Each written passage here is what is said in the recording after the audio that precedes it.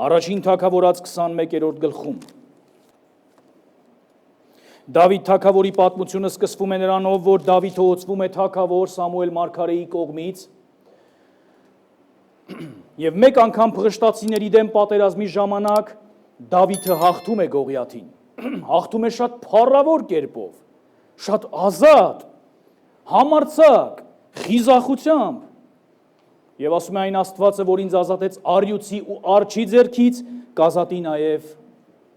այս անթլպատ փղշտացու ձեռքից, համարձակ հայտարարություն, Դավիթը պատերազմի մարդ էր, ի տարբերություն Եղիայի Դավիթը պատրաստված մարդ էր,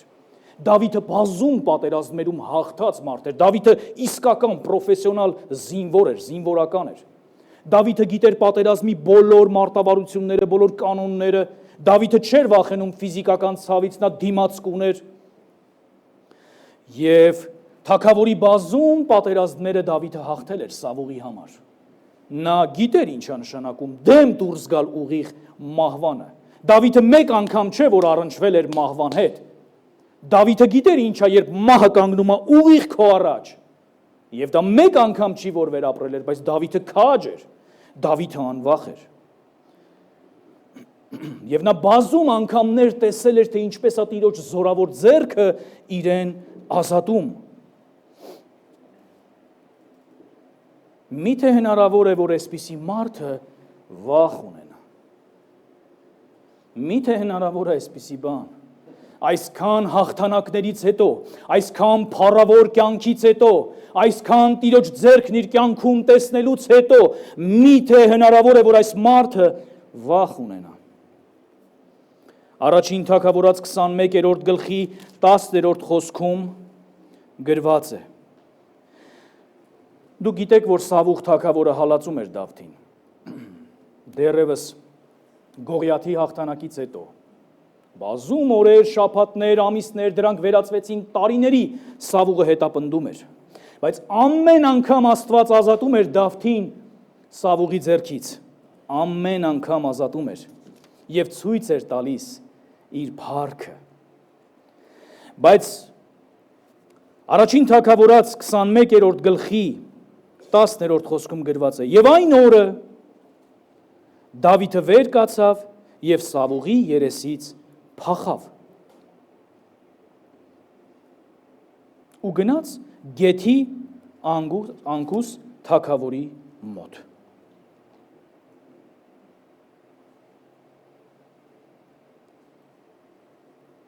Դուք պատկերացրեցիք Դավիթը ուր գնաց։ Գնաց ուղիղ Գեթ։ Գեթը դա այն վայրն էր, որտեղ Գողիաթն էր։ Գեթը դա այն տեղն էր, որտեղ Դավիթը տապալել էր Գողիաթին, բավական չի,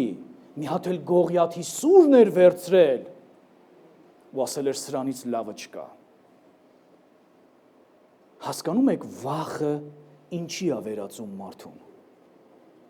Վախը մեզ ստիպում է կայացնել որոշումներ, որոնց վրա մի ուրիշ հանգամանքներում, երբ դու վախի մեջ չես, դու կծիծաղես։ Եթե քեզ բերեն գրած տան, որ մի մարդ այսպիսի որոշում է կայացնել եւ դու դա չիմանաս, որ դա դու ես, դու կասես ով այս խելագարը։ Դու ընդամենը մի որոշ ժամանակ առաջ ես Գեթի ամենամեծ հսկային տապալել բոլորի աչքի առաջ ու դու հիմա փախստական ես դարձել ու ճանապարհ ես ընտրել դեպի Գեթ, ուրիշ երկիր չկար։ Բայց վախը պարալիզացնում է մարդուն։ Վախը ստիպում է մեզ հիմար որոշումներ կայացնել։ Վախը մեզ ստիպում է վարվել մի կերպ, որի համար մենք հետո կարող է ամբողջ կյանքում զղջանք։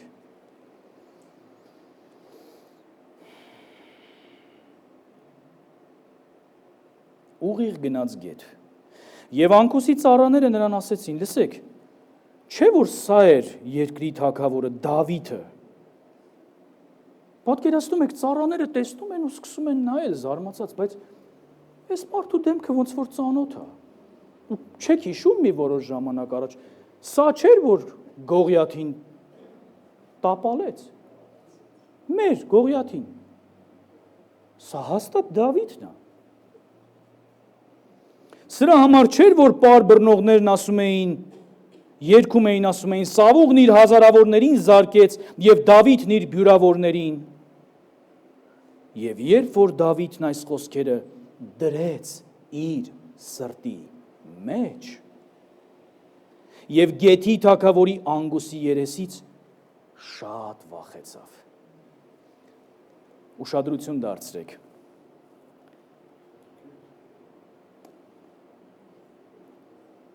Դավիթը գրված է, որ Անգուսի երեսից շատ վախեցավ։ Սա այն թագավորն է, որ տվել էր սուրը, սա այն տեղն է, որտեղ Դավիթը այսպես դեմոնստրատիվ վերցրել էր այդ սուրը, բարձրացրել էր վեր ու ասել էր սրանից լավը չկա։ Սա այն Դավիթն է, որտեղ այս ժողովուրդը ուղղակի սարսափած էր Դավիթից։ Գրված է, որ փղշտացիները Գողիաթի տապալվելուց հետո փախան։ Եվ հիմա Դավիթը, նույն անվախ ու քաջ Դավիթը վախեցավ և նրա առաջ, թագավորի առաջ, իր կերպարանքը փոխեց։ Նրանց ձեռքի տակ իրեն խելագար ձևացրեց։ Դռների փեղկերի վրա նշաններ էր անում, լորձը գնում էր մորուքի վրայով։ Դուք պատկերացնում եք, սա ինչ խայտառակություն է Դավիթի նման մի թագավորի համար։ Դուք պատկերացնում եք, ինչ խայտառակություն է, երբ որ դու քեզ դնում ես մտավոր խնդիրներ ունեցող մարդու տեղ։ Մի բան է, երբ որ մարդը ունի այդ խնդիրը։ Մի բան է, երբ որ դու ձևացնում ես, բայց քո ներսում գիտես ճշմարտությունը։ Եվ պատկերացրեք հիմա ծաղրածու է դարել այն Դավիթը, որը որ տապալել էր Գողիաթին, որը վերցրել էր Գողիաթի սուրը և ասել էր սրանից լավը չկա։ Այդ նույն Դավիթը հիմա խեղկատակություն է անում նույն մարդկանց առաջ։ Աստված իմ, որտեղ է մեզ հասցնում հավատքը մեր կյանքում և որտեղ է մեզ հասցնում մեր վախը մեր կյանքում։ Որքան վտանգավոր է, երբ դու գերա գնահատում ես քո հավատքը, բայց թերա գնահատում ես քո վախերը։ Բայց Աստված այսօր ուզում է ազատ արձակել մեզ մեր վախերից։